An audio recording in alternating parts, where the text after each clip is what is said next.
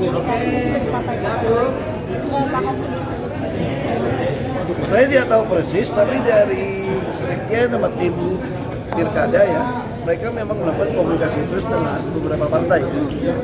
Mungkin terutama dengan PKS dan PKB. Saya kira itu.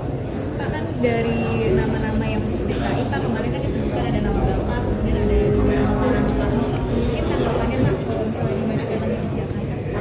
Karena nama saya masuk, saya jawab nggak etis lah. Itu tanya-tanya sama Pak Jarod tuh sama yang lain.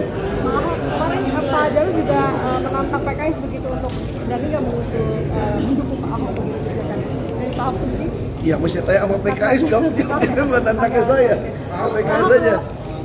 Pak Ahok dulu kan pernah mengatakan bahwa Pak Anies itu secara prinsip tidak bisa dari PDIP. Itu sebenarnya masih ada kemungkinan nggak PDIP? Saya tidak tahu itu ya, tapi kalau lihat dari sistem PD Perjuangan kita partai pelopor kan. Kita ini partai kader. Selama ada kader yang terbaik, kita di deretan kader PD Perjuangan ini banyak banget ini. Tadi sebut nama gitu banyak. Saya kira untuk orang luar itu baru bisa kalau kita tidak punya kader untuk maju. Biasa itu seperti itu di PD Perjuangan.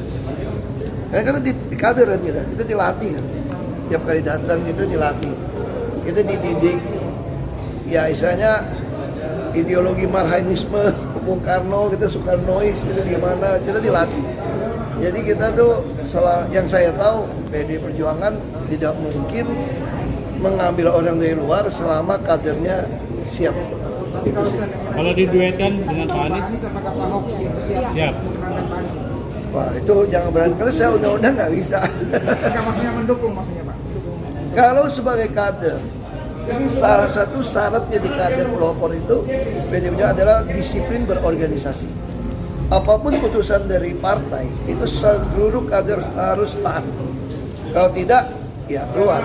Gitu. Ya. Pak Ahok dulu kan mantan Partai Golkar juga kan, melihat dinamika Partai Golkar kira-kira di mana?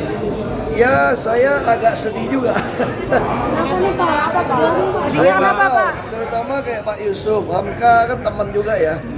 Waktu itu beliau udah kayak kontak saya, mungkin mau maju Jakarta kan. Ya melihat seperti ini, ya mungkin aja tulisan skenario akan lawan bukan kota kosong, Pola Solo atau apa, saya nggak tahu. Kita tunggu aja. Tapi secara demokrasi sebetulnya kita juga berpikir mungkin ke depan.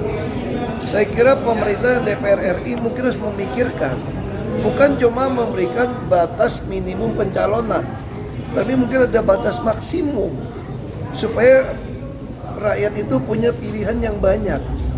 Jadi harus ada gitu loh, ada batas maksimum, harus mencalonkan, dan mungkin seperti presiden juga kan, kalau partai tidak mencalonkan akan sanksi tidak bisa ikut pemilu atau pilkada berikutnya. Tapi tentu harus ada batasan sehingga tidak ada lagi cerita borong-borong atau ada partai yang takut.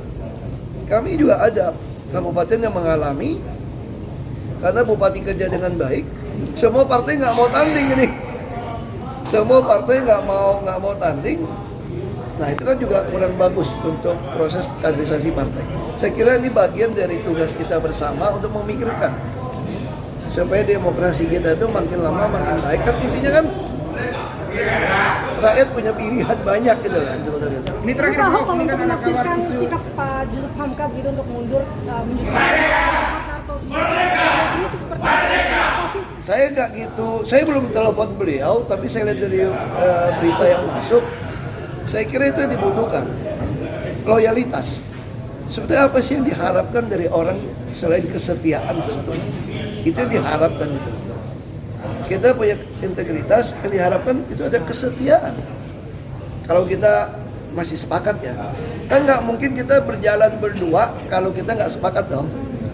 Nah kalau kita mau berjalan bersama, kita masih sepakat. Kalau sepakat, saya kira itu yang ditunjukkan oleh seorang Yusuf Hamka. Tapi Pak Ahok sendiri seberapa siap maju ke Pilkada Jakarta, Pak Ahok kalau misalkan Kalau sebagai kader kemana pun kita siap-siap aja, dari perintah ya siap. Kan tugas kan, ditugaskan. Pak Ahok sebagai salah satu pengurus DPP kan kemarin kan membuat isu soal reshuffle untuk menteri-menteri dari PDIP. Apakah sudah dengar atau gimana tanggapannya Pak? Iya Pak. Kami belum bahas masalah itu, tapi menurut saya itu hak prerogatif presiden ya. Apalagi kan ini kan memang dari Pak Jokowi ke Pak Prabowo kan memang satu paket ini kan istilahnya kan. Ya bisa saja orang bilang cuma 2 bulan, orang 2 bulan untuk persiapan ke 5 tahun kan nggak apa-apa. Pak AHY juga ngomong kan, waktu itu saya baca berita 6 bulan nih, kan 6 bulan untuk lanjut. Saya kira oke aja. Tapi sebagai upaya menggembosi PDIP dan lain sebagainya, menganggap seperti itu nggak sih Pak? Kalau Saya, yang di reshuffle itu saya adalah partai kira menteri diganti dia ada hubungan menggombosi PDIP ya. Ya kan? Saya ditahan aja nggak menggombosi saya kok. Selama Anda punya integritas, selama Anda mempunyai nama baik, siapapun nggak bisa menggembosi Anda. Yang kita khawatir itu Anda menyerupai mereka, jadi rusak di mata rakyat gitu loh. Nah kita pegang, kalau istilahnya apa ya, saya lupa nih, Mahatma Gandhi itu siapa bilang, kalau mau bisnis itu pakai nurani, tapi kalau mau berpolitik pegang prinsip. Nah PD Perjuangan itu pegang prinsip, kita pegang prinsip, itu aja sih ya.